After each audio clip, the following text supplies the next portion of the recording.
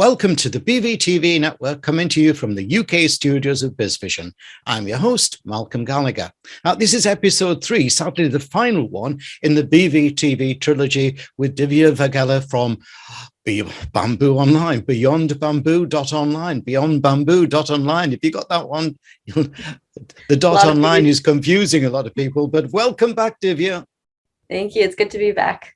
And I'm so enjoying our chat about the so necessary savings that the TAL industry can do. I mean, so many of them have been trying for years to adapt to it with energy saving appliances and and so on. But in many cases, it's often been just a token effort. Far too many businesses are greenwashing, purporting to being committed to carbon reduction and net zero, but in reality making token efforts for any number of reasons. So how do you suggest that businesses show and sell their conscious commitment authentically and overcome any greenwashing accusations? Yeah, well, the first step is obviously just really educating yourself. You want to make sure that it's such a new industry, and every year there's new terms, and it's such a broad character. There's so many broad characteristics that fall into each term that, it's really difficult to pin down exactly, what something means, how we can say, we're carbon neutral, at what point do you kind of close the circle of what you're measuring, where do you start? And so that's the hardest part about it. So I think just making sure that people are staying educated, read up on the news, discuss it with your peers, make sure that you have a very clear scope in everything that you do. And every time you use that word, make sure you can put a circle around it and decide, this is what I'm considering in my carbon neutral statement. This is what I'm saying. Like, I can prove that it's being recycled, taking those products and making sure that you have a circle around it and you can confidently prove it and discuss it in intelligently in a conversation. So that's the first part, is just making sure that you're very, very educated on it. And unfortunately, at least for the next few years, probably forever, it is a lifelong learning process. It's such a new field. So we're going to have to make sure that we're constantly thinking about those things. So taking advantage, like right now, and kind of trying to get around those greenwashing claims, it's not only going to hurt the planet, but as more codes and legislation comes out, like for example, the Green Claims Code in the UK, it's going to become a little bit illegal. So we're going to want to make sure that we're always thinking about it and hiring industry experts or talking to people and making sure that you're able to confidently state all of your all the terms that you're using is just a huge part of it. So one of the best things to do to avoid greenwashing, though, is just message us if you're curious about anything. We have articles that come out about different terms at Beyond Bamboo. We're a group of lifelong learners, so we're always researching and looking at those academic articles and looking at how the industry is using certain terms and making sure that the claims match the action. So so you want to make sure that whenever you hear a new term, do your own research. Get the deep, comprehensive understanding before you just toss it into marketing materials, because that can be an easy thing to do at first, but it's going to hurt everyone down the line.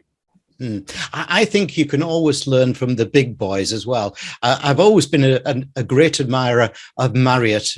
The Marriott Hotel group there, and they were very early into sustainability, and they communicated it extremely well to their customers, their guests, and their staff. So that's a good way, isn't it, to watch what the big boys are doing, because it doesn't necessarily mean that it's costing them money.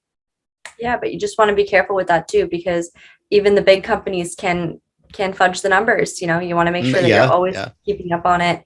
And you want to make sure that you're doing your own research. Never take anything too much for granted, and make sure you understand. I'm sure everyone will understand their business best, and that's what you want to keep doing. Understand your business best and figure out how you can fit into this new world that's just kind of taken over. Yeah.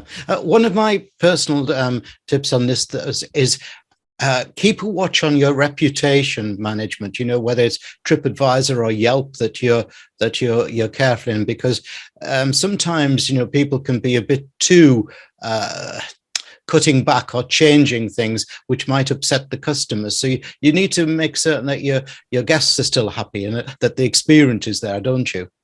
Yeah, that's the forefront of the hospitality industry. It's always consumer guest facing, and that's our goal too, is just making sure that no one ever feels like it's a loss.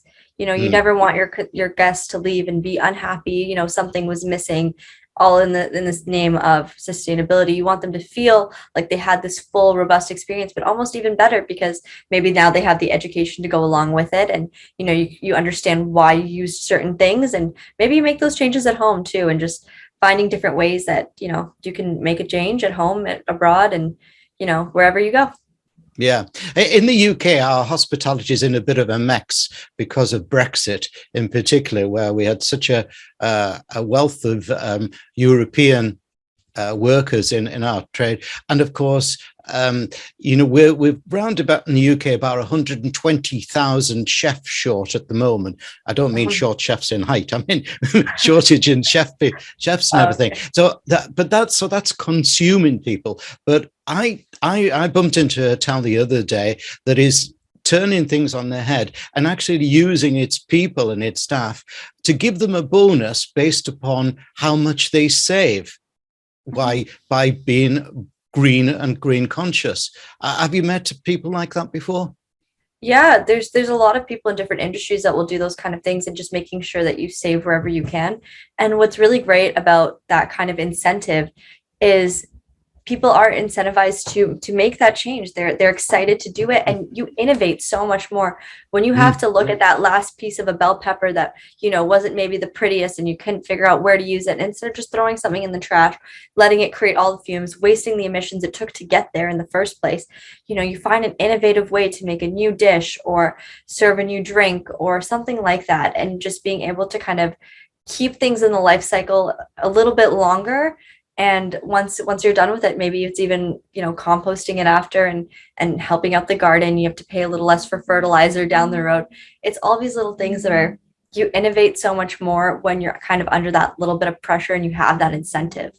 So yeah, that's a really one area we haven't talked a lot about is technology, because I think technology can produce substantial savings, particularly, so we say, on room management, you know, room heating and so on, but also on making the journey a lot more smoother, and cutting out paper and elements like that, can't it? Yeah, no one wants to carry around the paper of their reservation number and all that. So having those things all on your phone, tablet, laptop, whatever it is, being able to scan here and there, there's so many more opportunities for like getting traffic to your website, advertising dollars on those sites. There's so much profit involved that you can have. And you can also have those little bits and times where you can say, hey, you know, to your guests, say hello, make it a little bit more personal, and just ask them for their opinion. Not necessarily always at the end of the trip. Maybe it's in the middle of it, and just saying, are you having a good time? What can we do to make your stay even better? And that's going to translate into higher ratings across the board, more guests, and just like driving up the amount of people that can come visit your great hotel.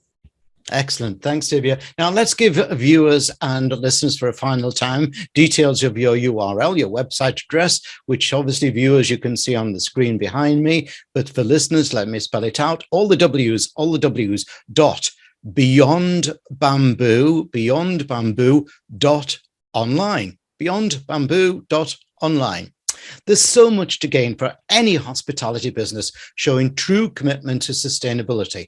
Commercial gain comes from improved reputation, happier customers, proud staff, and actual cost savings, amongst many others. But first on the agenda should be a visit to beyondbamboo.online. Thanks, Divya, for a great BVTV trilogy. Yeah, thank you so much for having me. Appreciate it.